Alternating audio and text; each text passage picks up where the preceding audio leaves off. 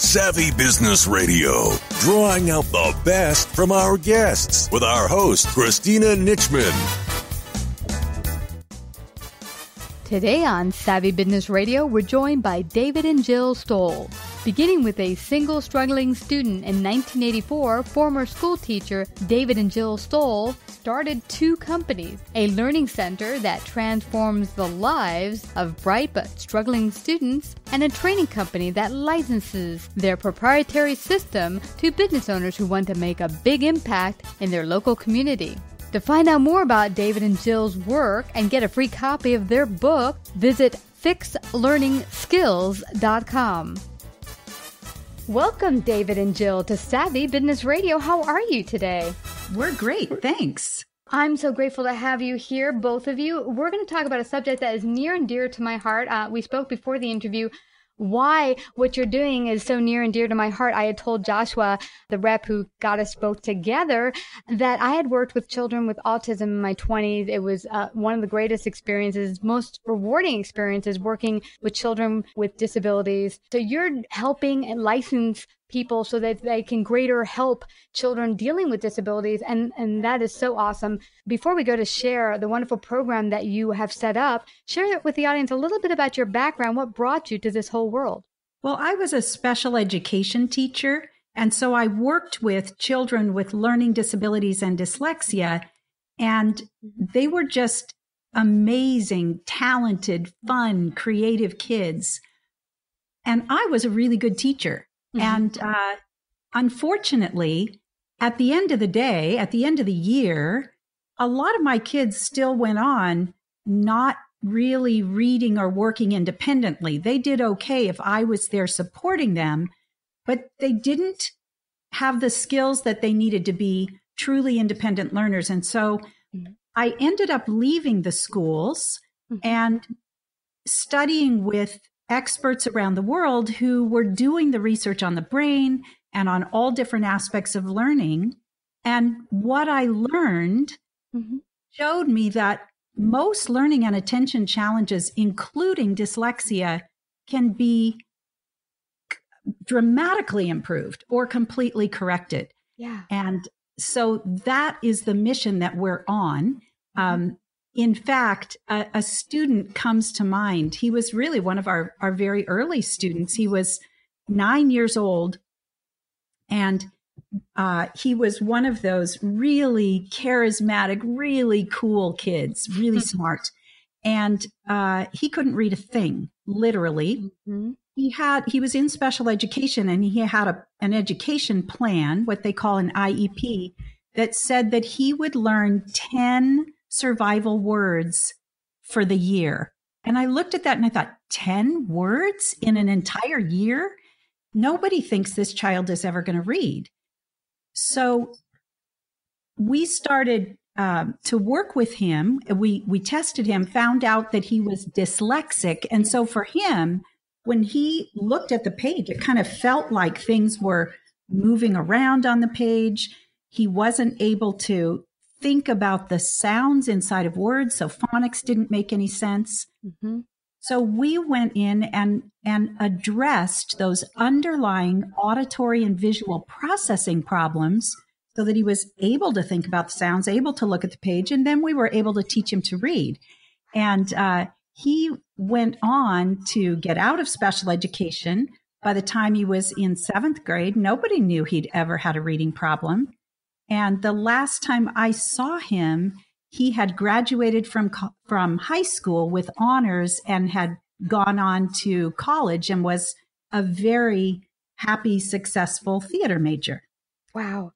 Wow, I wish I knew both of you back in high school and grammar school, because at 16, I could not read. And my teacher basically told me, because I said, give me all the books you have on grammar and reading. I'm going to teach myself, because that's just my personality. I'm like, I'll figure it out. And my teacher had told me, my English teacher, if you don't know how to read by now, you're never going to learn. And so she just was like, give up on it, And it was not until I came to the New York City and went to the School of Performing Arts that they said, we don't give up on any student. We will find you a tutor and we will help you learn to read. Now, I did learn to read. I got up to mainstream with a lot of work. It was really not easy. And today, I have to say reading's not really super easy, but I do enjoy it. But I'm curious, what makes it so different for someone like with dyslexia? Is their brain processing information differently from other kids? What's going on? Yes, the brain is processing a little bit differently. Okay. And what happens is that really interferes and slows down the learning process. Mm-hmm. And let me make a distinction for you. Okay. And what you went through, what is typical and common knowledge that these conditions are permanent. And what we found is the conditions don't have to be permanent. I would use this metaphor with you. When you have someone, and I'm going to use the umbrella learning disabilities because it kind of covers all of these kinds of things. When you have a learning disabled child, it's like a child riding a bike and the tires are flat. And the traditional way of looking at that is we're going to provide an adult to help steady the seat of the bicycle. Mm-hmm. And that's what schools do. There are some better tutoring places that will teach you good techniques for riding a bike with flat tires. And what we do is we take the kid off the bike and change the tires. So ultimately, there's no need for extra support. There's no need for paying an adult in a school to help tutor a child. And so that's really what makes what we do so incredibly different. Yeah. So let me ask you, because each of the things that you've helped people deal with, children, and work through and help your licensee people learn to do to help children, is not just dyslexia, Asperger's syndrome, different varying on the spectrum of autism, ADHD. Now, each of them are different neurological disorders, right? They're not the same. So you would deal with each of them differently. Right. Mm-hmm. We really, our focus, my focus from the beginning was learning disabilities and dyslexia, which by definition are, average to above average intelligence, really have the potential to learn, but something is getting in the way. And so what we found, and the research has been out there for 30 years or more to back this up, that there are underlying skills that support efficient learning.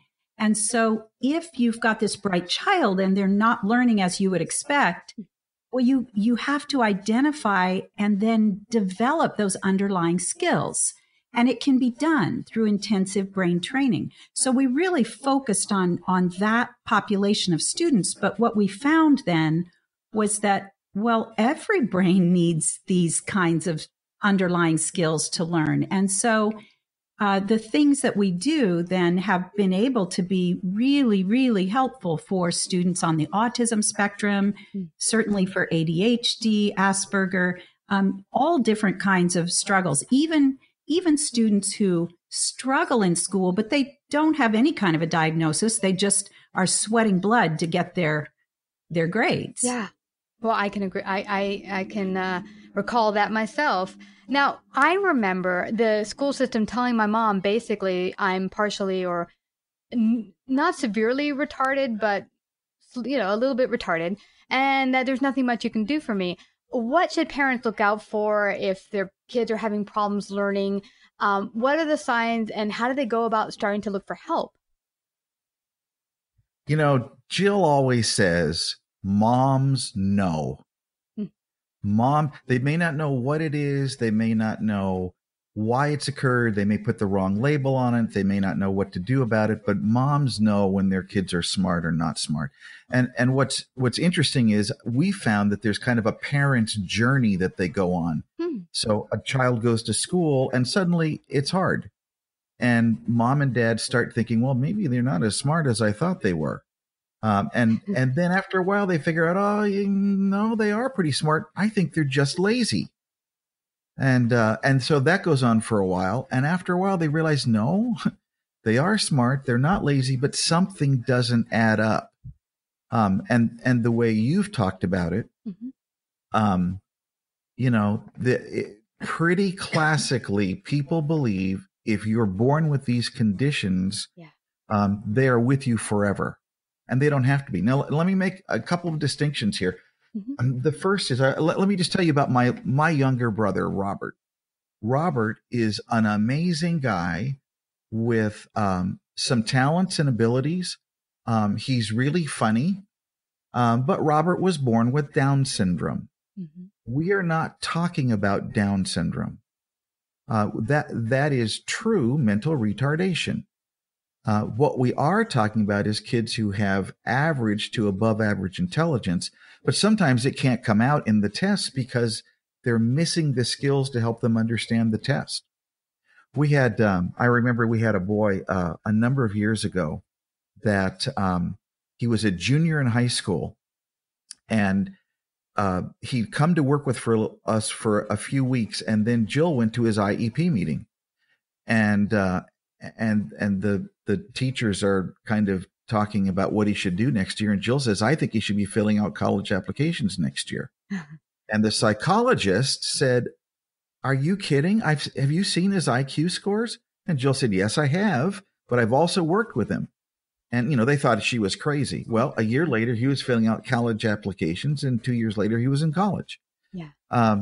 So we can make those kinds of dramatic changes with learning and attention challenges. When it comes to autism, Asperger, we do make a dramatic difference, but we would never tell somebody that we can really get them completely independent. Yeah, I get you. So you had talked earlier about tutoring. I had tutoring, but I don't think what I had was nearly as intensive as what you guys are doing.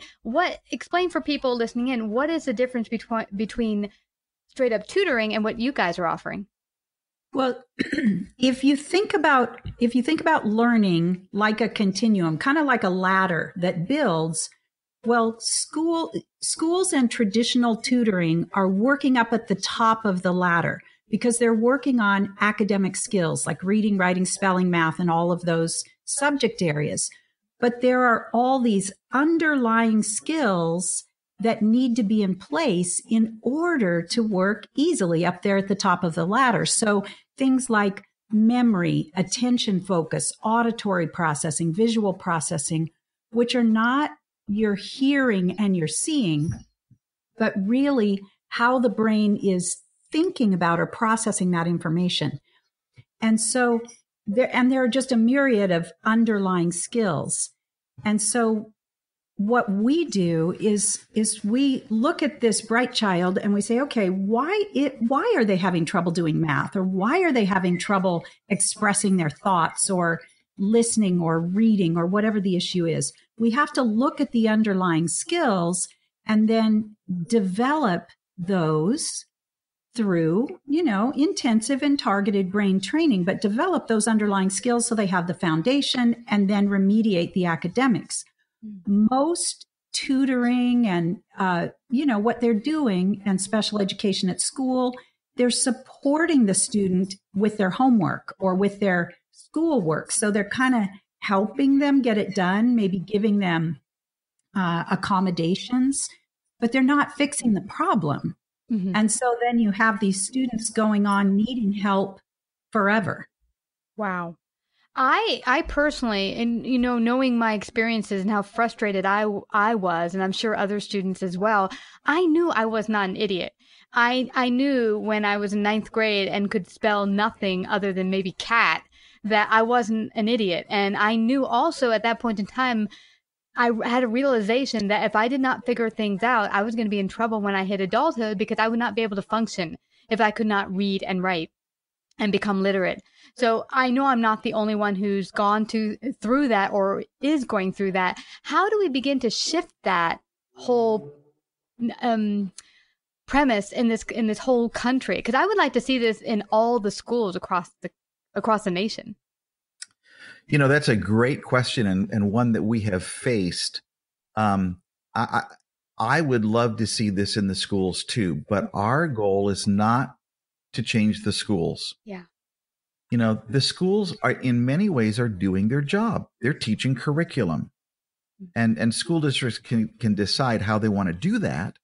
But ultimately, their job is to teach curriculum, and here's what research tells us. 70% of students show up in kindergarten or first grade with all those underlying skills intact. Wow. It's the 30% that don't. Now 70 is good, but 30 is close to 1 out of every 3.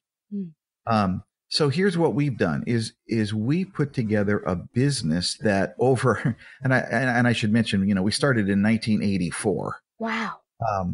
But it took a long time to figure out all these skills and put together a system that would work on only the skills the kids need and not have to waste time working on the ones they already have. And so what we've done is build a business. And let me just indulge you with a quick story. Mm-hmm. We were doing really well, had one learning center, and we weren't doing Bill Gates money, if you know what I mean, but we were doing okay. And I happened to go to a Michael Gerber event. Now, do you know who Michael Gerber is? I know the name. I've heard it. I can't recall where he's from, but I've heard the name. Sure. Michael Gerber 40 years ago wrote what I think is still the seminal book for anybody who opens a business, and it's called The E-Myth. Oh, yes. Sure. I've read it. Yeah. And so, but there were 50 entrepreneurs. One by one, we went up on stage. He got me on stage, and I explained kind of what we do. Jill wasn't even there that day. And I explained what we do. And he kind of clarified, you do this and you do that. And I explained it was not accommodations. It was actual correcting these issues. Mm-hmm. And then he looked at me and he said, then this was at the time, he said, "Do you mean to tell me you've been solving learning disabilities, including dyslexia, for over 25 years and you've never taken it to the world? Wow. Shame on you." Yeah. And we don't know each other that well, but making me feel guilty is not an easy thing to do. But in that moment, I realized he was right.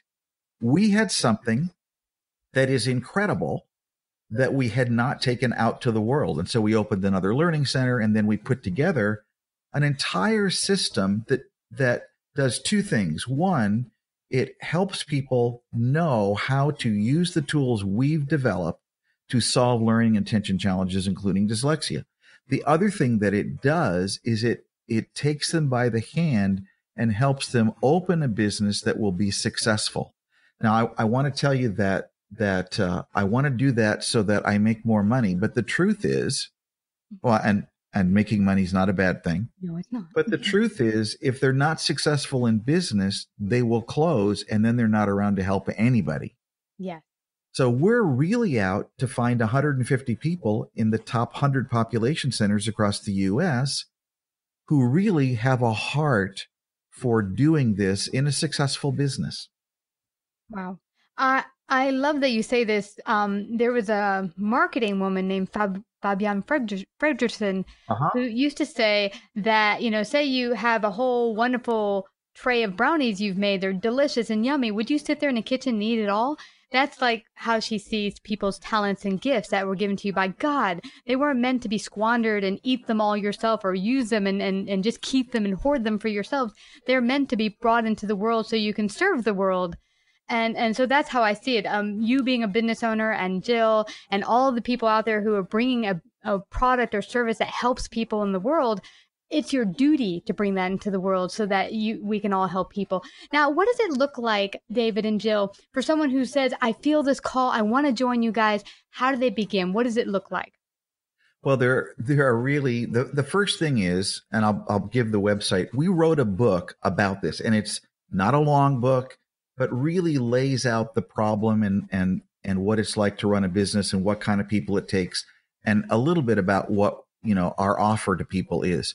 The book is called The Dyslexia Learning and Attention Challenge Solution. And the subtitle is How to Build a Profitable, Heart-Centered Business That Transforms the Learning Disability Epidemic. Mm-hmm. Now, you can go to Amazon and get it, but if you go to this website, fixlearningskills.com, you can get it for free. Ooh, well, that you can't get a better deal than that. Well, we really want people to be able to get out there and read it and decide if they're right. Now, there's really a 3-step process that we use with people. After they've read the book, and if they think that they're interested, the first step is we just figure out if this is right for each other. Yeah. Is it right for them? Is it right for us? Is this a match that's going to work? Mm-hmm. And there are things that are going to keep people from doing it. I'm reluctant to license anybody who's in a really small town just because I think they'll starve. Oh, You've got to have a population. Now, in our area, and of course we're in Southern California, in a 15-mile radius, I think there are 4 million people. But we have a licensee in Duluth, Minnesota, who has a metro area of about 250,000, and she's being incredibly successful. So we know that can be done. But what we do in step one is we just figure out, is this going to work? Money-wise, is it going to work? Do you understand what it takes to do this? Because it's a real get up and go to work everyday business. It's not a set it and forget it business. So then step two is we sign some paperwork, and then we walk you through the process of getting your business open and hiring one employee. Mm-hmm.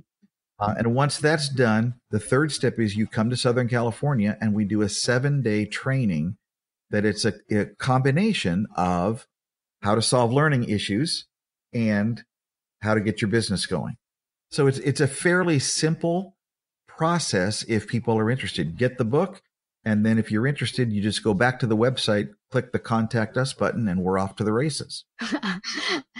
I love that. And what I'm getting though is that I'm wondering how people can really take this into their lives. Now, can they read your book and learn the material just for themselves? They don't really necessarily have to open a business. They can just use it for their own purposes. Not really. Oh, okay. The thing is, the book helps them understand the problem. The solution is not like one simple thing that you do. Every student is different. They have a different combination of strengths and needs. And so we work with a full continuum of skills, and we have a tremendous number of programs and techniques. And so it's really learning how to identify and then meet the needs of each and every student. And I do have another book, mm-hmm. Which describes that a little bit more. But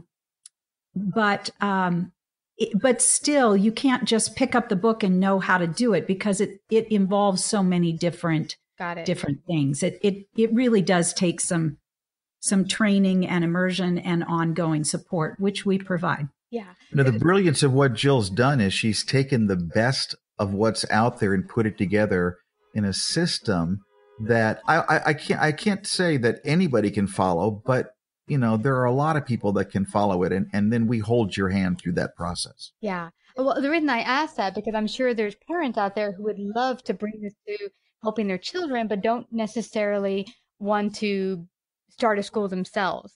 Do you have any programs like that could help parents, like maybe immersion programs where you bring parents together to help them with this?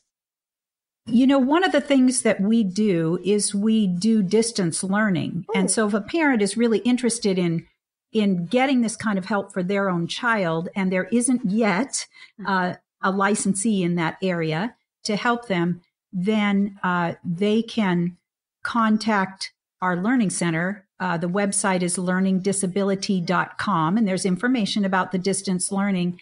And then families usually literally come to Southern California. We test, we work with them, get them started, and then they go home and we actually coach them so that the parent is able to help their own child through this process. And we have families that come from certainly all over this country, but all over the world, because this kind of help, parents know. They know that it doesn't make sense to say that their bright child is just going to have to learn to live with it and get around it. They know that that's not right, but there's nowhere to get help. And so we do have people come from all over the world to get the help. But even better would be if we could get people out there doing this work so that you can go in your own community. I love this. Now, I'm wondering, from just for myself, because I've heard of a lot of people homeschooling, totally different thing. And they got a lot of flack from other parents and teachers saying, well, you don't have the credentials. You haven't gone to get a degree or a master degree in education or whatever. Do you ever have issues with people saying, well, you're not a licensee teacher or whatever? Is there a problem with getting credibility by doing this work in the community? There's a cartoon I once saw, and then it's two guys talking, and one guy says, I was never able to finish my MBA. And the other one says, well, that's really too bad. And the first guy says, not really. I have 50 of them working for me. So, if you don't have a degree, if you don't have education experience, you hire somebody who does. You can still own it. You can still represent it well. And we found, everybody that we have licensed has a story about why this is important to them. It's a calling. Yeah. And so if you don't have that, you can hire the people that you need that do have that. That's great. Well, I'm glad you clarified that, because that is something, if I were going into this, that would bother me. Are people going to diminish this, say it's not as valuable? But that makes complete sense. And you really need to come at it from a calling. And I could totally see that. Now, where do people get started if they want to, for one, get the book, and number two, after that, get started with you guys on this program? Sure.